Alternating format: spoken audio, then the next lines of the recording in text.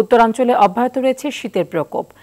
দেশের সর্ব উত্তরে জেলা পঞ্চগড়ে শীতের তীব্রতার সঙ্গে ঘন কুয়াশায় ঢাকা পড়েছে চারপাশ।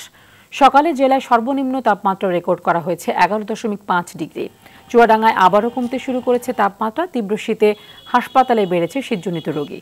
আক্রান্তদের মধ্যে শিশু ও বয়স্কদের সংখ্যাই বেশি। জেলায় সকালে তাপমাত্রা রেকর্ড করা হয়েছে 12.7 ডিগ্রি। দিনাজপুরে হিমেল বাতাস আর সন্ধ্যার পর কুয়াশায় ভোগান্তি বেড়েছে সাধারণ মানুষদের। সবচেয়ে বেশি বিপাকে শ্রমজীবীরা। হিলিতে তাপমাত্রা কিছুটা বাড়লেও কমেনি শীত। গাইবান্ধায় তীব্র শীতে কাজে যেতে পারছেন না শ্রমজীবীরা। কুড়িগ্রামে ঘন কুয়াশায় সড়কে হেডলাইট চালিয়ে ধীর গতিতে চলছে যানবাহন।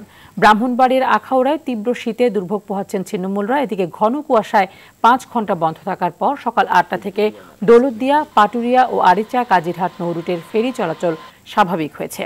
এর আগে কুয়াশায় দুর্ঘটনা এড়াতে গেল রাত 3টা থেকে এসব রুটে ফেরি চলাচল বন্ধ ঘোষণা করে কর্তৃপক্ষ।